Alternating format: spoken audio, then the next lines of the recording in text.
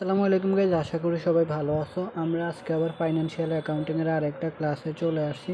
আমরা যে চ্যাপ্টারটা নিয়ে আলোচনা করতেছিলাম সেটা হলো অ্যাকাউন্টিং ফর লিজ। তো চলো আমরা আজকে এটা 10 নম্বর লেকচারটা দেখি কীভাবে হয়েছে। এখানে বলা হয়েছে Laura Ports leasing company sign a agreement on January 1, 2005 to lease equipment to Janet Plot company. আচ্ছা, এগুলো হচ্ছে তোমার ইংলিশ ইয়ে থেকে নেওয়া আর কি, বুঝছো? সেই জন্য নামগুলো উল্টাপাল্টা লাগতে পারে, বাট এগুলোই নাম।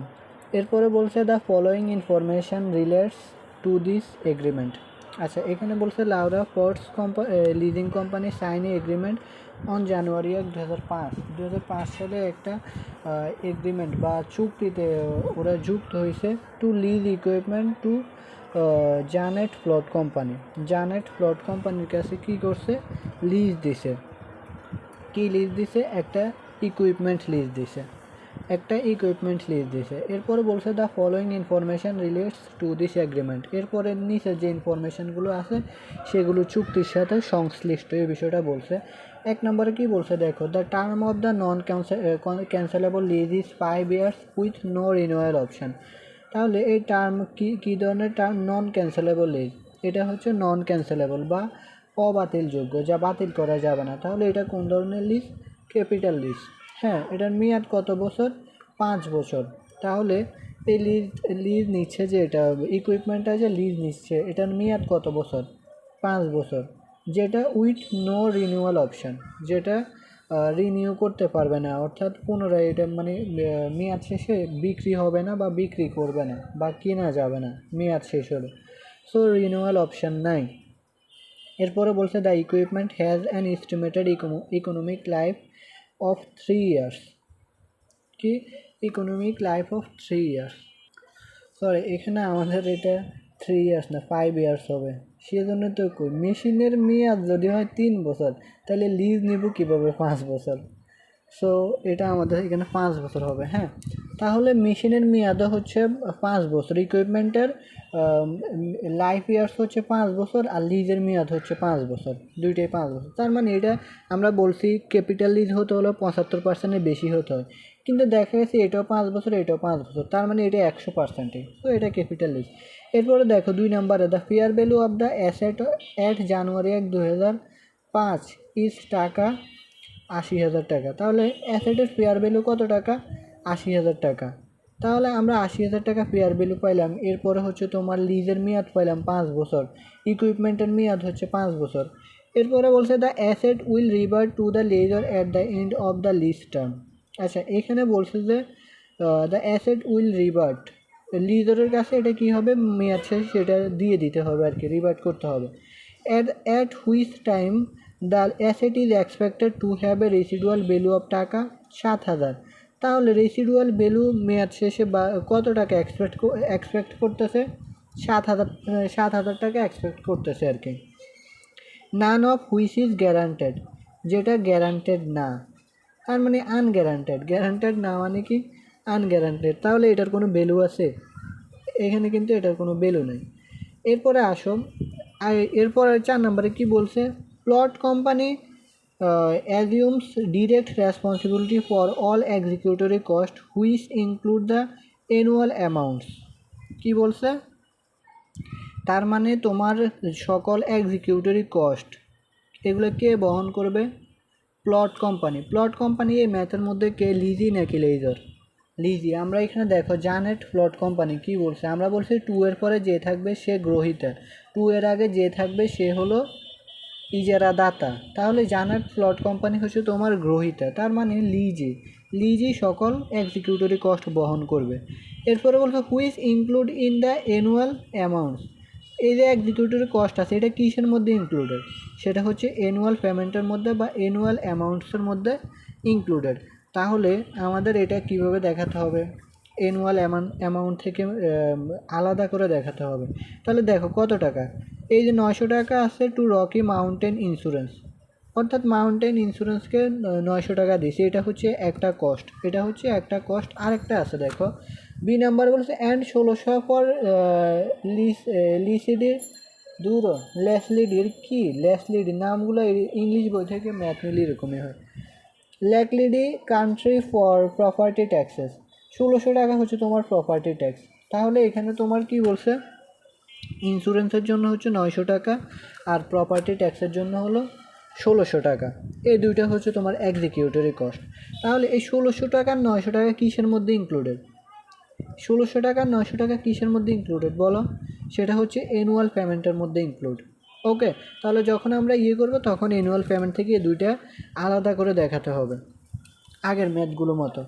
এরপরে দেখো বি নাম্বারে কি বলছে, the agreement requires equal annual rental payments of taka 18,142 taka, 18,142.95 taka to the lessor beginning on January 2005। দেখো কি বলছে, annual equal annual rental payment. এই যে আমরা রেন্টাল পেমেন্ট পেয়ে গেছি কত, 18,142 টাকা। এই 18,142 টাকার মধ্যে ইনক্লুড আছে কি, এই যে তোমার প্রপার্টি ট্যাক্স, এরপরে হচ্ছে তোমার এই যে ইন্স্যুরেন্স, এই দুইটা ইনক্লুড আছে। বুঝতে পারছো? আমাদের যদি ইনক্লুড না বলতো তখন আমরা আলাদাভাবে এগুলো ইনক্লুড করতাম, কিন্তু এগুলো অলরেডি বলছে অ্যানুয়াল পেমেন্টের মধ্যে বা অ্যামাউন্টের মধ্যে ইনক্লুড আছে, তার মানে এগুলো আমাদের আলাদা করে দেখাতে হবে এটা থেকে মাইনাস করে। মাইনাস করে বলতে হ্যাঁ মাইনাস করে, তো এগুলো দুইটা মাইনাস করে আলাদাভাবে দেখাতে হবে ডেবিট। এরপরে আসো বিআই নাম্বার বলছে, the lease is incremental borrowing rate is 12%, the lessor's implicit rate is 10% and known to the lessee. আচ্ছা, লিজি মানে কি? লিজি মানে হচ্ছে তোমার ইজারা গ্রহীতার কি, ইজারা গ্রহীতার বোরোয়িং রেট হচ্ছে বা ঋণ করলে পাই তো 12%, আর লেজরে কত করছে, লেজরে দিছে 10%। তাহলে ইভেন সে এটা জানে, নোন টু দ্য লিজি, এবং লিজি সেটা জানে, তাহলে জানলে সে কমটা অ্যাকসেপ্ট করবে না, সে তো কমটা দিয়ে নিবে নাকি। সো সেজন্য আমাদের এখানে 10% হবে ইনক্রিমেন্টাল রেট, অর্থাৎ সে যত সুদ কম দিতে পারবে ততই তো ভালো নাকি। সো সে 10% এখানে দেবে। এরপরে আসো BII number, plot company uses the straight line depreciation method for all equipment. Straight line depreciation অর্থাৎ সব বছরের ডেপ্রিসিয়েশন একই হবে। ডেপ্রিসিয়েশনের সূত্র কি, cost minus salvage value divided by useful life. এরপরে plot uses reversing entry when appropriate. আচ্ছা, এটা না। এরপরে আসো, you are required to prepare all the journal entries for the lessee for 2005 and 2006 to record the lease agreement. আচ্ছা, এখানে বলছে কি জার্নাল এন্ট্রি দিতে, জার্নাল এন্ট্রি দিতে কার বইতে, লিজের জন্য জার্নাল এন্ট্রি দিতে কোন বছরের, 2005 আর 2006 সালের লিজ এগ্রিমেন্ট অনুযায়ী। Okay, the lease payments and all expenses related to this lease, সকল এক্সপেন্স রিলেটেড কিসের মধ্যে ইনক্লুডেড, এই পেমেন্টের মধ্যে ইনক্লুড, এটাই আবার বলছে এখানে। Assume the lessee's annual accounting period ends on December 31, অর্থাৎ অ্যাকাউন্টিং পিরিয়ড শেষ হয় ডিসেম্বর 31 তারিখে। ওকে, তাহলে এখন চলো আমাদের জার্নাল করতে হবে এখানে মেনলি। তাহলে আমরা আগে যে এক্সট্রা বিষয়গুলো আছে সেগুলো সেরে ফেলতে হবে। এখন আসো, calculation of the cost price of leased asset. ওয়ার্কিংয়ে আমরা পিবিএ বা পিবি নির্ণয় করতেছি, প্রেজেন্ট ভ্যালু নির্ণয় করতেছে। আমাদের কিস্তির পরিমাণ দেওয়া আছে, এখন আমাদের প্রেজেন্ট ভ্যালু নির্ণয় করতে হবে। প্রেজেন্ট ভ্যালু কেন, আমরা বলছি ফেয়ার ভ্যালু যেহেতু দেওয়া আছে, সো প্রেজেন্ট ভ্যালু নির্ণয় করতে হবে আমাদের। দুইটার মধ্যে যেটা ছোট সেটাই হলো অ্যাকসেপ্টেড। ওকে, তাহলে ফেয়ার ভ্যালু দেওয়া আছে আমাদের এখানে 80,000 টাকা। দেখো ফেয়ার ভ্যালু দেওয়া আছে 80,000 টাকা, তাহলে আমাদের প্রেজেন্ট ভ্যালু নির্ণয় করতে হবে। প্রেজেন্ট ভ্যালু নির্ণয় সূত্র কি, a into 1 minus 1 divided by 1 plus I whole to the power n divided by I into 1 plus i. I এর জায়গায় আমরা আরও লিখতে পারি, নো প্রবলেম। হ্যাঁ, এরপরে আমাদের কিস্তির পরিমাণ দেওয়া আছে কত, 18,142.95 টাকা, এটা কিস্তি দেওয়া আছে কোশ্চেনে। এরপরে 1 minus 1 divided by 1 plus i এর মান কত, আমাদের সুদের হার হচ্ছে 10%, আমরা ছোটোটা নিব যেহেতু আমাদের লিজি অলরেডি জানে যে লেজরে যেটা করছে ধরছে, সো সেটা হলো 10%, আমরা এখানে দিলাম। আর এন হচ্ছে 5 বছর ডিভাইডেড বাই আই এর মান হচ্ছে 0.10, এরপরে হচ্ছে এটা। তারপরে আমাদের ক্যালকুলেশন করলে আসে 75,653.73 টাকা।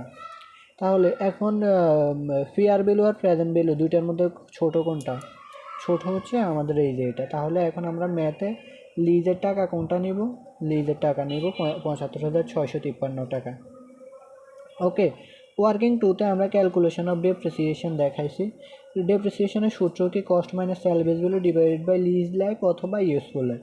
এখন কস্ট কত, কস্ট হচ্ছে এই যে ৭৫,৬৫৩ টাকা মাইনাস আমাদের স্যালভেজ ভ্যালু এই কোশ্চেনে দেওয়া থাকা সত্ত্বেও বলে দিছে আনগ্যারান্টেড, নন গ্যারান্টেড বা আনগ্যারান্টেড, সো বা নো গ্যারান্টেড যেটাই হোক, যেহেতু নন গ্যারান্টেড বলছে তার মানে এটা আমাদের এখানে আসবে না, জিরো হবে। ডিভাইডেড বাই ইউজফুল লাইফ কত, 5 বছর, তাহলে কত আসে 15,130.74 টাকা। প্রত্যেক বছরই আমাদের এই একটাই জার্নাল হবে আর একটাই টাকা হবে, কারণ স্ট্রেট লাইন মেথডে প্রতি বছর একই জার্নাল হয় আর একই টাকা হয়। এরপরে আমরা ওয়ার্কিং 3-তে কি দেখাইছি, লিজ অ্যামোর্টাইজেশন শিডিউল। দেখো এই শিডিউলটা তোমার কোশ্চেনে করতে বলেনি, তারপরে তুমি করলে সুবিধা আছে, তুমি সরাসরি এখান থেকে এগুলো দেখে দেখে জাস্ট বসাতে পারবা তখন, বুঝছো? সো এটা করলে ভালো, করলে টিচাররাও তোমাকে এক্সট্রাভাবে আর কি আলাদাভাবে দেখবে যে তোমার খাতাটা। এটা হচ্ছে লিজ অ্যামোর্টাইজেশন শিডিউল, ইয়ার বিগিনিং লিজ ব্যালেন্স, এরপরে হচ্ছে ইন্টারেস্ট, রেন্ট বা অ্যানুয়াল পেমেন্ট, এরপরে প্রিন্সিপাল পেমেন্ট, এরপরে এন্ডিং লিজ ব্যালেন্স। ওকে, তাহলে দেখো 1/1/2005 1 তারিখে কী করছে। আচ্ছা, এখানে আমাদের দেখো এই কোশ্চেনে বলে দিছি কি লিজ শুরু হয়েছে জানুয়ারি 1, 2005 তারিখে, 2005, হ্যাঁ, জানুয়ারি 1, 2005 সালে লিজ শুরু হয়েছে। কিন্তু কিন্তু ওরা এখানে লাস্টে কি বলছে দেখো, বছর শেষ হয় কখন, ইন্স অন ডিসেম্বর 31, তার মানে ডিসেম্বর 31-এ বছর শেষ হয়, এটা ওরা এখানে বলে দিছে। তাহলে আমাদের 1 তারিখে যেহেতু বছর শুরু হয় সেজন্য আমরা 1/1/2005 তারিখে 1/1/2005 আমরা প্রথমে কি করছি, লিজ নিছি না, লিজ নিছি কত, ৭৫,৬৫৩ টাকা দিয়ে, তাহলে এটা হলো বিগিনিং ব্যালেন্স। এরপরে হচ্ছে তোমার যেহেতু এটা বছর শেষে নির্ধারণ করতে হবে, আর বছর শেষে নির্ধারণ করলে আমাদের সেখানে কি আসবে, সুদ আসবে, সেখানে কি আসবে, সেখানে সুদ আসবে, সরি দূরও বছরের প্রথমে আমাদের একটা, আচ্ছা এখানে একটু হয়েছে কেন, আমরা আগের ম্যাথগুলোতে দেখাইছি হলো বছরের 1 তারিখে, এই যে 1 তারিখে আমরা লিজ নেওয়ার জন্য প্রথমে এই জার্নালটা দিছি, হ্যাঁ, মানে এই ইয়েটা দিছি, ক্যালকুলেশনটা দিছি। আবার একই তারিখে আমরা কি করছি, আবার একই তারিখে এই বিগিনিং ব্যালেন্স এটা দিছি, এরপরে রেন্ট বা অ্যানুয়াল পেমেন্টের এটা দিছি, এরপরে গিয়ে তোমার লাস্টে দিছি, এরকম দিছি।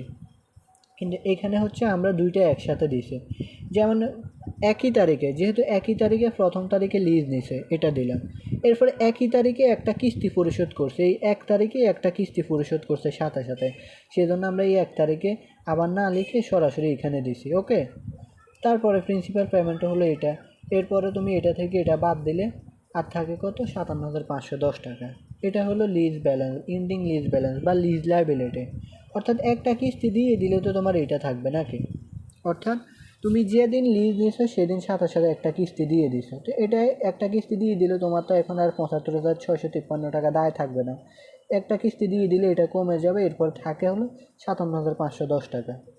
এরপরে হচ্ছে 31/12/2005 সালে বছর শেষে, এখন তো বছর শেষে তোমার সুদ ধার্য করতে হবে, যেহেতু বলছে আমাদের বছর শেষ হয় ডিসেম্বর 31-এ, তাহলে এখন যেটা এন্ডিং ব্যালেন্স বা লিজ লায়াবিলিটি সেটাই চলে আসবে বিগিনিং লিজ ব্যালেন্স। তাহলে বিগিনিং, এরপরে এটার উপরে এখন 10% করো, ৫,৭৫১ টাকা। এরপরে রেন্ট তো সব বছরে একই হবে, ১৮,১৪২ টাকা। এরপরে প্রিন্সিপালের পেমেন্ট কত, এই যে রেন্ট থেকে তুমি ইন্টারেস্ট বাদ দাও, তাহলে প্রিন্সিপাল বা আসল টাকাটা পেয়ে যাবা। অর্থাৎ এই যে ১৮,১৪২ টাকা, এটার মধ্যে তোমার সুদ সহ, সুদ কত, এই যে সুদ আমরা বের করছি ৫,৭৫১ টাকা। এখন এইটা থেকে এটা বাদ দাও, তাহলে ১২,৩৯১ টাকা, এটা হচ্ছে আমাদের প্রিন্সিপাল পেমেন্ট বা আসল টাকা। এরপরে হচ্ছে এখন তোমার দায় থাকে কত, এখন এই যে বিগিনিং ব্যালেন্স থেকে প্রিন্সিপাল ব্যালেন্সটা বাদ দাও, তাহলে যেটা থাকবে সেটাই হচ্ছে তোমার লিজ লায়াবিলিটি, তাহলে ৪৫,১১৮ টাকা। এরপরে আবার ২০০৫ গেল ২০০৬, ৩১/১২/২০০৬, এটার যে লাস্ট পেমেন্ট যে লিজ লায়াবিলিটি সেটাই হয়ে যাবে বিগিনিং ব্যালেন্স ৪৫,১১৮ টাকা। এটার উপর সুদ ধরো 10%, ৪,৫১১ টাকা। এরপরে রেন্ট যা আছে তাই, এরপরে হচ্ছে তোমার রেন্ট থেকে সুদটা বাদ দাও, বাদ দিলে আসে কত, ১৩,৬৩১ টাকা। তারপরে বিগিনিং ব্যালেন্স থেকে তুমি এই প্রিন্সিপাল অ্যামাউন্ট বাদ দাও, যেটা থাকে সেটাই হলো লিজ ব্যালেন্স বা লিজ লায়াবিলিটি। ওকে, আমাদের বলছি কি 2 বছরের দিতে 2005 সাল আর 2006 সাল। তো এখানে আমাদের হচ্ছে 2005 সালের শেষে গিয়ে সুদ ধার্য করতে হবে, কারণ বছর শেষে যেহেতু শেষ হবে সেজন্য আমাদের বছর শেষে সুদ ধার্য করতে হবে, এটা আমরা দিলাম। এখন আসো জার্নালের ক্ষেত্রে, ওয়ার্কিং দিন গেল আমাদের। জার্নাল আসো, Janet flood company journal entry. Janet flood company কি? লিজে আমাদের বলছে কোশ্চেনে লিজি বইতে জার্নাল দিতে, তাহলে লিজি জার্নাল এন্ট্রি। এরপরে date, accounts, title, reference, debit টাকা, ক্রেডিট টাকা। 1/1/2005 সালে দেখো, 1/1/2005 সালে প্রথমে লিজ নেওয়ার জন্য জার্নাল কত দিয়ে লিজ নিয়েছি? এই যে 75,653 টাকা। তাহলে লিজ নিলে তোমার কাছে সম্পদ আসবে ইকুইপমেন্ট ডেবিট, আর দায় বাড়বে লিজ লাইবিলিটি ক্রেডিট 75,653 টাকা। এরপরে একই তারিখে একটা কিস্তি পরিশোধ করছে, এই 1 তারিখে আবার একটা কিস্তি পরিশোধ করছে, তাহলে কি হবে? তোমার থেকে নগদ টাকা চলে যাবে, আরেকদিকে দায় কমলে debit. So lease liability debit, cash credit কত? 18,142 টাকা। ওকে, এখন আসো, তাহলে এখন বছর শেষে যে 2005 সালে এটা প্রথমে আমরা একটা লিজ নেওয়ার জন্য জার্নাল, আর হলো একটা সুদ পরিশোধের কিস্তি পরিশোধের জার্নাল। আর বছরের শেষে 2005 সালের শেষে এখন আমরা কি দেব? শেষে গিয়ে আমাদের এই যে সুদের জার্নাল দেওয়া লাগবে, এরপরে সুদ সহ কিস্তি পরিশোধের জার্নাল দেওয়া লাগবে। ওকে, তাহলে এখন দেখো বছরের শেষে এখন আমাদের সুদ ধার্য করতে হবে। তাহলে 31/12/2005 সালে প্রথমে আমরা দেখো insurance expense, property expense, cash credit এগুলো কেন দিছে? কারণ হচ্ছে তোমার ইন্স্যুরেন্স এক্সপেন্স কত দেওয়া আছে? এখানে 900 টাকা দেওয়া আছে। প্রপার্টি ট্যাক্স দেওয়া আছে 1600 টাকা, তাহলে তোমার থেকে ক্যাশ কত যাচ্ছে? 2500 টাকা যাচ্ছে। ক্যাশ কত চলে যাচ্ছে? 2500 টাকা যাচ্ছে। এই 2500 টাকা আবার কার মধ্যে ইনক্লুডেড? এই যে রেন্টের মধ্যে ইনক্লুডেড। এটা থেকে আমাদের এটা বাদ দেওয়া লাগবে, কিন্তু যখন আমরা পরিশোধ করব তখন এটা বাদ দিয়ে দেখাতে হবে। তাহলে আমাদের কস্টের জার্নাল দেওয়া হয়েছে, এগুলো হচ্ছে executory cost debit, cash credit. বছর শেষে আমরা এটা দিলাম। ওকে, এরপরে হচ্ছে দেখো 31/12/2005 সালে interest expense debit, interest payable credit 5,751 টাকা। কত? 5,751 টাকা। এই যে দেখো 5,751 টাকা, এই যে 31/12/2005 5,751 টাকা। তাহলে আমাদের ইন্টারেস্টের জার্নাল কি? Interest expense debit, interest payable credit. এরপরে হচ্ছে আমরা সুদ সহ কিস্তি পরিশোধ করব। তাহলে দেখো সুদ সহ কিস্তি পরিশোধ আমরা যেহেতু এখানে আলাদাভাবে তোমার ইন্স্যুরেন্সে এক্সিকিউটরি কস্টের জার্নাল দিছি, এখানে কত? 2500 টাকা না? এখন এই যে আমাদের 18,142 থেকে 2500 টাকা বাদ দিচ্ছি, দেখছো? এখানে কিন্তু আমাদের লিজ লাইবিলিটি আমরা কত দেখাইছি দেখো। আচ্ছা, তো যেহেতু আমরা এখানে অ্যামোর্টাইজেশন শিডিউল করছি, তাহলে এখান থেকে সরাসরি করো, তাহলেই তো হয়। অ্যামোর্টাইজেশন শিডিউল করলে এখান থেকে সরাসরি করলেই হয়, এখানে যেগুলো আছে সেখান থেকে। তাহলে লিজ লাইবিলিটি কত? লিজ লাইবিলিটি হচ্ছে 12,331 টাকা। 12,331 টাকা। এরপরে হচ্ছে ইন্টারেস্ট এক্সপেন্স কত? 5,751 টাকা। 5,751 টাকা ডেবিট। আর তোমার থেকে কত টাকা চলে গেছে? ক্যাশ চলে গেছে 18,142 টাকা। ওকে, তোমার থেকে 18,142 টাকা চলে গেছে। ওকে, সো আমরা এই জার্নালগুলো দিচ্ছি, এগুলোর ক্লাস আমরা আগে অনেকগুলো করেছি। সো আশা করি তোমরা বুঝতে পারছো, না বুঝলে অবশ্যই কমেন্ট অথবা ইনবক্স করতে হবে। চলো আমরা আরেকটা ম্যাথ দেখি। এটাও একটা ইংলিশ থেকে নেওয়া আর কি, ইংলিশ রাইটারের বই থেকে। এখন দেখো, Hillary Steel company as lessee signed a lease agreement for equipment for 5 years. কত বছরের জন্য লিজ নিয়েছে? 5 বছরের জন্য। Beginning December 31, 2016। দেখো বিগিনিং হচ্ছে ডিসেম্বর 31, 2016। এখানে বোঝার ট্রাই করা, আমরা জানি যে বছর শুরু হয় কবে? জানুয়ারি 1 তারিখে, কিন্তু এই ম্যাথে বলছে বিগিনিংয়ে হচ্ছে 31 ডিসেম্বর 2016। বিগিনিং 31, 2016, এই বিষয়টা মাথায় রাখতে হবে। এরপরে দেখো অ্যানুয়াল রেন্টাল পেমেন্টস অফ টাকা 32,000 টাকা। তাহলে রেন্টাল পেমেন্টস কত অ্যানুয়ালি? 32,000 টাকা। দেখো এগুলো ভালোভাবে বোঝার ট্রাই করো। Are to be made at the beginning of each lease year December 31। আচ্ছা ডিসেম্বর 31-এ বিগিনিং বছর শুরু হয় বলছে। The taxes, insurance and the maintenance cost are the obligation of the lessee. তার মানে সকল কস্ট কে বহন করবে? লিজই বহন করবে। The interest rate used by the lessor in setting the payment schedule is 10%। আচ্ছা এখানে বলছে লেজার ইজ সেটিং, লেজারে কত পার্সেন্ট সেট করছে? Payment schedule 10%। ইন্টারেস্ট কত পার্সেন্ট সেট করছে? লেজারে 10%। আর Brennans Brennans incremental borrowing rate is 12%। Brennans, আচ্ছা ব্রিনান্সকে, ব্রিনান্স হচ্ছে তোমার এই যে হিলারি স্টিল কোম্পানি, এখানে ব্রিনান্স হচ্ছে হিলারি স্টিল কোম্পানি। যেহেতু লেজার এখানে বলে দিয়েছে 10%, আর ব্রিনান্স কি? ব্রিনান্স হচ্ছে, এটার ফুল নাম হবে হিলারি ব্রিনান্স স্টিল কোম্পানি। কি? Hillary Brennans steel company. এখানে ওরা একটু ঘুরে এভাবে দিছে আর কি। তো বুঝতে হবে এটা হচ্ছে ইজারা গ্রহীতা বা হিলারি কোম্পানি। তাহলে হিলারি কোম্পানি কত ধার্য করছে? 12%। এরপরে Brennans is unaware of the rate being used by the lessor. Brennan জানে না, আনওয়্যার মানে কি অসচেতন বা জানে না, অর্থাৎ লেজারে যে করছে, যে রেট সেট করছে, লেজারের যে রেট 10% সেট করছে, এটা ব্রিনান্স বা ইজারা গ্রহীতা বা হিলারি কোম্পানি জানে না।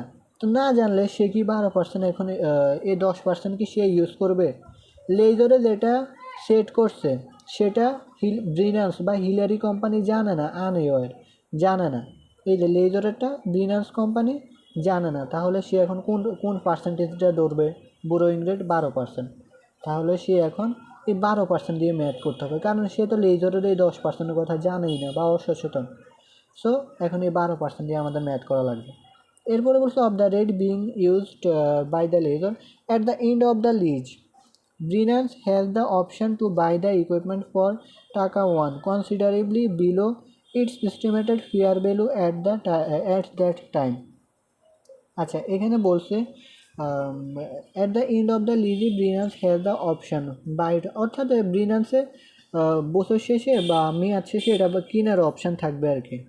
এটা কি সম্পদ কিনে নিতে পারবে মেয়াদ শেষে, এটাই আর কি বোঝাইছে। এরপরে বলছে দেখো the equipment has an estimated useful life 7 years. তাহলে আমাদের এস্টিমেটেড লাইফ কত? এই ইকুইপমেন্টের এস্টিমেটেড লাইফ হচ্ছে 7 বছর, আর লিজের মেয়াদ হচ্ছে 5 বছর। ওকে। এরপরে বলছে উইথ নো স্যালভেজ ভ্যালু, যেখানে কোনো স্যালভেজ ভ্যালু নাই বা ভগ্নাবশেষ মূল্য নাই।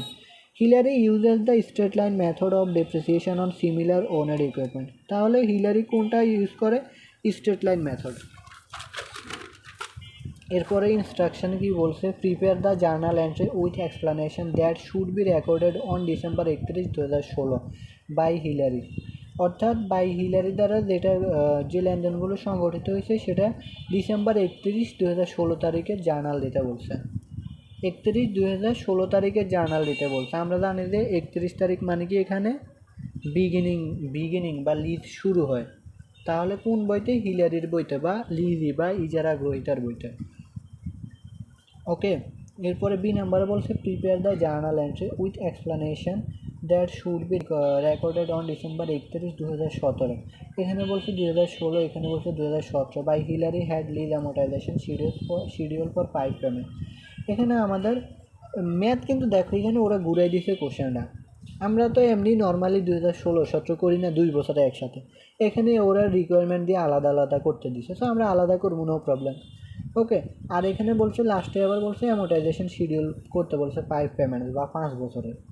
সো আমরা 5টা পেমেন্টের অ্যামোর্টাইজেশন শিডিউল করবো। এর সি নাম্বারে বলছে prepare the journal entry with explanations that should be recorded on December 31, 2018। এখানে বলছে 31 ডিসেম্বর 2018, 2016, 2017, 18, 2018 বাই হিলারি। সব হচ্ছে লিজের বইতে।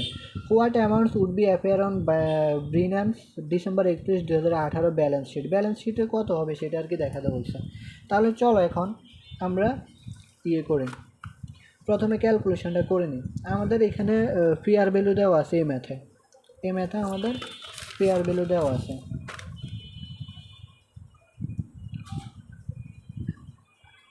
আচ্ছা এই ম্যাথে আমাদের ফেয়ার ভ্যালু দেওয়া নাই, ফেয়ার ভ্যালু বা প্রেজেন্ট ভ্যালু কোনোটাই দেওয়া নাই। ওকে, তাহলে আমাদের এখন বের করতে হবে ফেয়ার ভ্যালু বা প্রেজেন্ট ভ্যালু। চলো আমাদের তো সব কিছু দেওয়া আছে, কিস্তি দেওয়া আছে, কিস্তি দেওয়া থাকলে তো আমাদের প্রেজেন্ট ভ্যালু বের করতে পারে সুন্দরে। তাহলে PV of minimum lease payment, এই নাম্বার রিকোয়ারমেন্ট এ ইন্টু আমাদের সূত্র কি, A into 1 - 1 divided by 1 plus I whole to the power n divided by I into 1 plus I সূত্র। এরপরে আমাদের কিস্তির পরিমাণ কত, রেন্টাল পেমেন্ট হচ্ছে অ্যানুয়াল 32,000 টাকা। 1 - 1 ডিভাইডেড বাই 1 প্লাস আই এর মান হচ্ছে 12%, আমরা যেটা বললাম অলরেডি। এরপরে n হচ্ছে 5 বছর। এরপরে আমাদের আয়ের মান হচ্ছে 0.12। এরপর হচ্ছে 1 প্লাস 0.12। এরপরে ক্যালকুলেশন করলে আসে হলো 1,29,195 টাকা।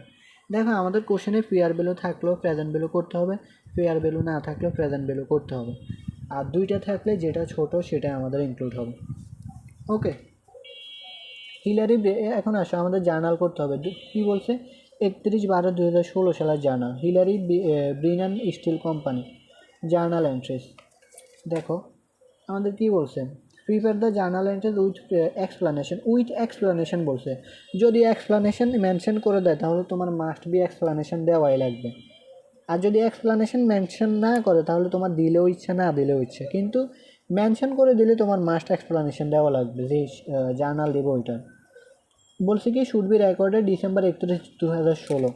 তাহলে আমাদের জার্নাল শুরু কবে থেকে, লেনদেন শুরু December 31, 2016।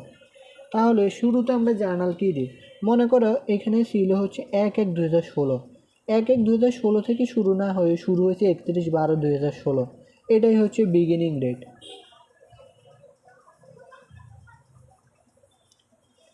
দূর বা ডাবল এখানে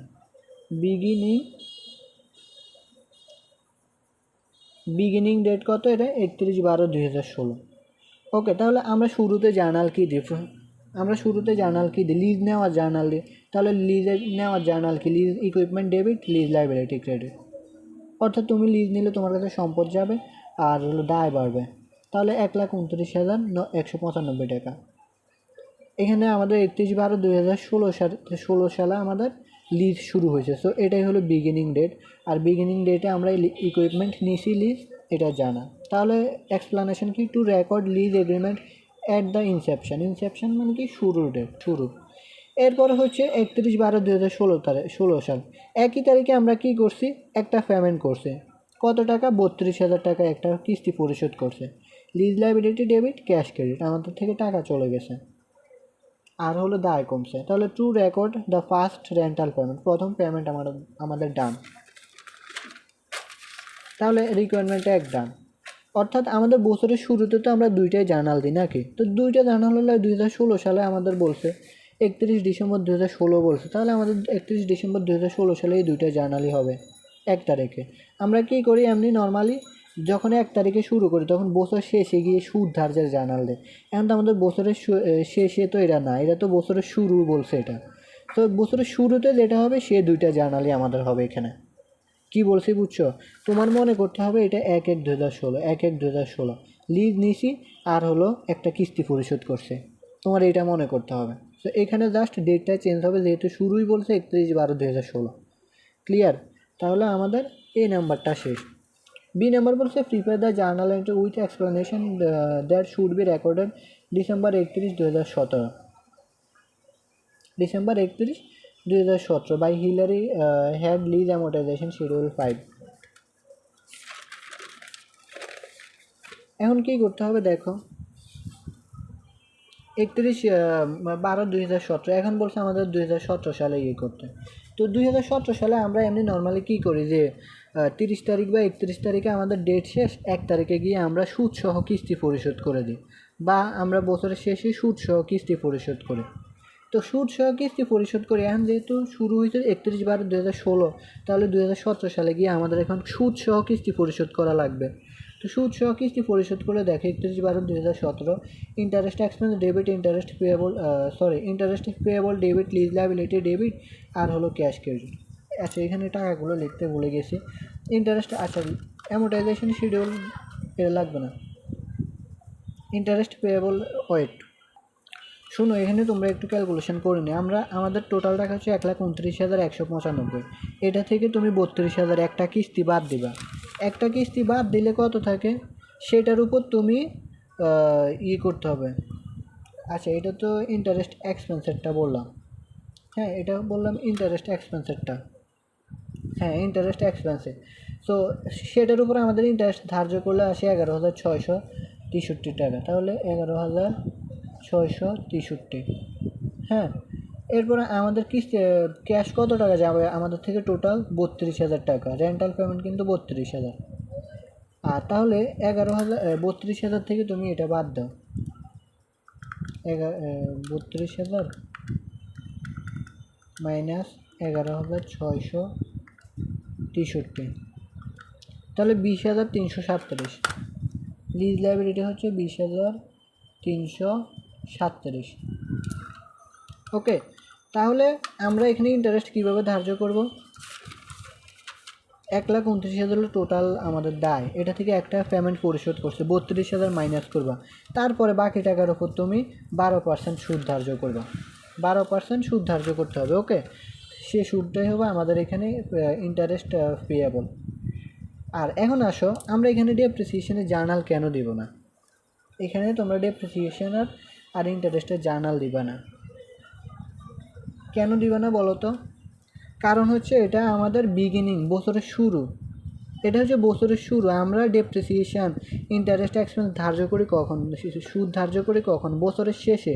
কিন্তু এটা তো বছরের শেষে না, অ্যাকচুয়ালি এটা তো হচ্ছে আমাদের বছরের শুরুতে, 31/12/2017। এটা হচ্ছে আমাদের বছরের শুরুর ডেট। কোশ্চেনে বলে দিয়েছে যে আমাদের এই লিজ শুরু হয়েছে 31/12/2016 থেকে। তার মানে 31/12/2016 শুরুর ডেট, এরপরে 31/12/2017 শুরুর ডেট। সো আমরা প্রথম বছরের শুরুর ডেটে আমরা লিজ নিছি, এরপরে হচ্ছে একটা কিস্তি পরিশোধ করছি। তারপর পরবর্তী বছরে আমরা কি করি? আমরা বছরের 1 তারিখে, 30 তারিখে গিয়ে আমরা সুদ ধার্য করি, এরপরে ইন্টারেস্ট ধার্য করি, ডেপ্রিসিয়েশন ধার্য করি। আবার 1 তারিখে গিয়ে আমরা কি করি? বছরের শুরুতে সুদসহ কিস্তি পরিশোধ করে দেয়, সুদসহ কিস্তি পরিশোধ করে দেয়। যার কারণে এটাতে এখন আমাদের 1 তারিখ মনে করতে হবে। এটা মনে করতে হবে 1 তারিখ। তার মানে 1 তারিখে আমাদের কাজ হচ্ছে কি? সুদ সহ কিস্তি পরিশোধ করে। তাহলে interest payable debit, lease liability debit, cash credit. Interest payable কত? আমরা সুদ ধার্য করবো 11,663 টাকা। লিজ লাইবিলিটি ডেবিট কত? 20,337 টাকা। এরপরে ক্যাশ হচ্ছে 32,000 টাকা টোটাল। ওকে, কারণ 1 তারিখে, বছরের 1 তারিখ বা বছরের যে বছর শুরু হয়, এটা তো শুরুর ডেটেই ম্যাথে। তাহলে এখন তো আমরা বছরের শুরুতে তো ডেপ্রিসিয়েশনের জার্নাল হয় না, বা ইন্টারেস্ট ধার্য হয় না বছরের শুরুতে। কি বলছি বুঝছো? বছরের শুরুতে তো আর ডেপ্রিসিয়েশনের জার্নাল হয় না, ইন্টারেস্ট এক্সপেন্সের জার্নাল হয় না, এগুলো হয় বছরের শেষে। যদি এখানে আমাদের 30 তারিখ বলতো, কোশ্চেনে যদি আমাদের এখানে বলতো 30 তারিখ, যদি 30 তারিখ বলতো, তাহলে আমরা কী করতাম? এই যে ডেপ্রিসিয়েশন, ইন্টারেস্ট এক্সপেন্স, এগুলো ধার্য করতে পারতাম। কিন্তু এখানে বলে দিছি 31/12/2017। তার মানে 31 তারিখ তো শুরুর ডেট। শুরুর দিন আমরা কী করি, বা প্রত্যেক বছরের শুরুতে আমরা কী করি? সুদ সহ কিস্তি পরিশোধ করি। বুঝতে পারছো কেন এটা হবে না? কারণ এগুলো হচ্ছে বছরের শুরুতে বলছে, শুরুতে বলার কারণে আমাদের এই দুইটা জার্নাল এখানে হবে না। এখন আসো, হিলারি স্টিল কোম্পানির লিজেতে বলছে, lease amortization schedule, annuity, due basis, date, beginning value, annual payments, interest, reduction of lease liability. এরপরে আসো, এগুলো আগের মতো। এখানে আমাদের এই ম্যাথে বলছে শুরুর ডেট কবে? লিজ শুরু হয়েছে 31/12/2016। তো 31/12/2016 সালে আমরা লিজ নিছি, এটা 1,29,195 লিজ লাইবিলিটিও এটা। এরপরে 31/12/2016 সালে আমরা একটা কিস্তি পরিশোধ করছি। সো এই যে বিগিনিং ডেট, এরপর হচ্ছে কিস্তি পরিশোধ 32,000 টাকা। তাহলে এই যে 1,29,195 থেকে 32,000 বাদ দাও, তাহলে দায় থাকে 97,195 টাকা। এরপরে 31/12/2017। দেখো, এগুলো কিন্তু বিগিনিং ডেট প্রত্যেক বছরের, যার কারণে এই বিগিনিং ডেটগুলোতে আমাদের কোনো ডেপ্রিসিয়েশন, ইন্টারেস্ট ধার্য হবে না।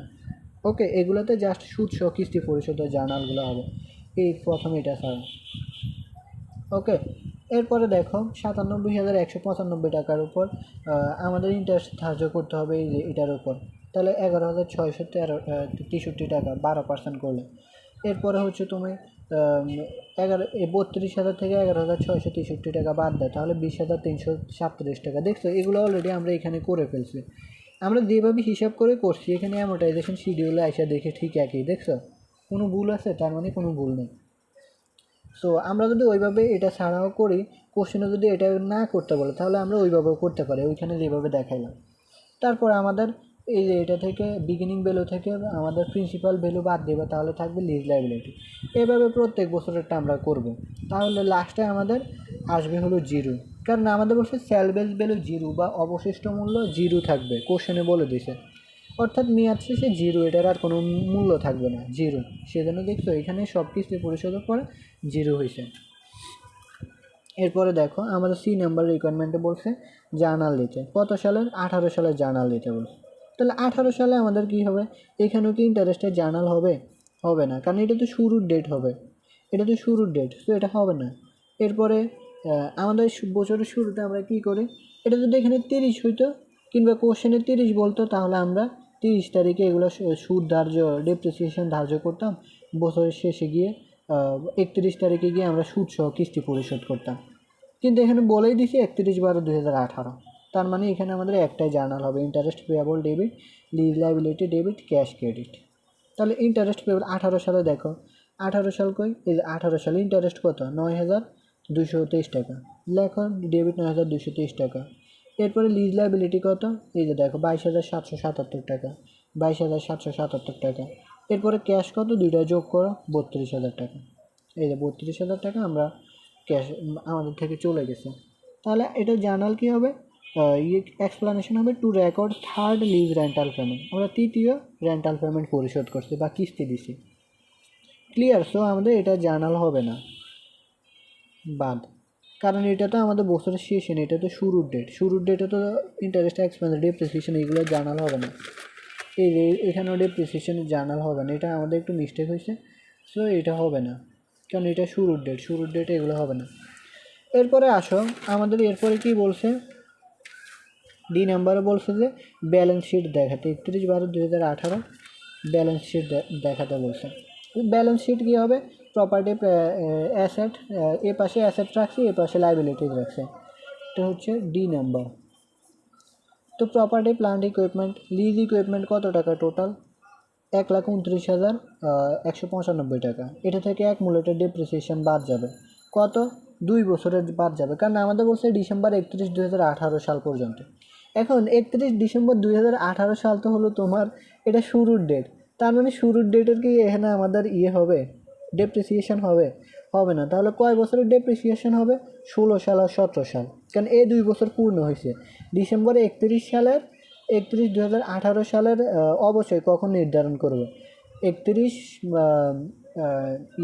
2019 সালের ডিসেম্বর 30 তারিখে গিয়ে এটার অবশ্যই নির্ধারণ করব। 2019 সালের 30 ডিসেম্বর গিয়ে আমরা এটা নির্ধারণ করবো ডেপ্রিসিয়েশন, যার কারণে 2018 সালের এটার কোনো ডেপ্রিসিয়েশন নাই। ডেপ্রিসিয়েশন আছে তার আগের 2 বছর, 2016, 2017, কারণ ওইগুলো পূর্ণ বছর। তাহলে 2 বছরের এক মূল্যটা ডেপ্রিসিয়েশন কত? 18,000 করে না? ডেপ্রিসিয়েশন আমরা এমনি কত বের করছিলাম? 18,456 টাকা করে বের করছিলাম। তাহলে দুইটা যোগ করে, দুইটা যোগ করলে 36,912 টাকা আসে। তাহলে এটা থেকে এটা বাদ দাও, এটা হচ্ছে আমাদের অ্যাসেট 92,283 টাকা। আর কারেন্ট লাইবিলিটিস দেখো, যেহেতু 2018 সালের আগ পর্যন্ত হবে, কারণ এটা তো শুরুর ডেট। এরপর 2018 সাল দেখছো, 2018 সাল পর্যন্ত আমাদের এ পর্যন্ত গেছে। দাঁড়া, লিজ লাইবিলিটি আমাদের এরপরে 2018 সাল হচ্ছে এ পর্যন্ত। তারপরে লিজ লাইবিলিটি আর কত থাকে? এই দেখো 2019 সালের হচ্ছে 25,510 টাকা, আর 2020 সালের হচ্ছে 28,571 টাকা। ওকে, তাহলে এটা এক বছর, এরপরে এক বছর হচ্ছে তোমার এটা কারেন্ট, এরপরে 2 বছর হলে সেটা লং টার্ম হয়ে যাচ্ছে, কারণ আমরা জানি কারেন্ট ইয়ার বা কারেন্ট অ্যাসেট অলওয়েজ বা কারেন্ট লাইবিলিটিস অলওয়েজ 1 বছরের মধ্যে, যার কারণে আমরা এই টাকাটাকে লিখছি কারেন্ট লাইবিলিটিস দিয়ে, আর এটাকে লিখছি লং টার্ম লাইবিলিটিস দিয়ে, কারণ এটা 2 বছরে চলে গেছে। ওকে, কারেন্ট অলওয়েজ 1 বছর, 1 বছরের বেশি হবে না। সেজন্য দেখো লিজ লাইবিলিটি, কারেন্ট লাইবিলিটিস হচ্ছে তোমার 25,510 টাকা, আর লং টার্ম লিজ লাইবিলিটিস দিচ্ছে 28,571 টাকা, কারণ এটা 2 বছরের পরে, আর এটা হচ্ছে 1 বছর।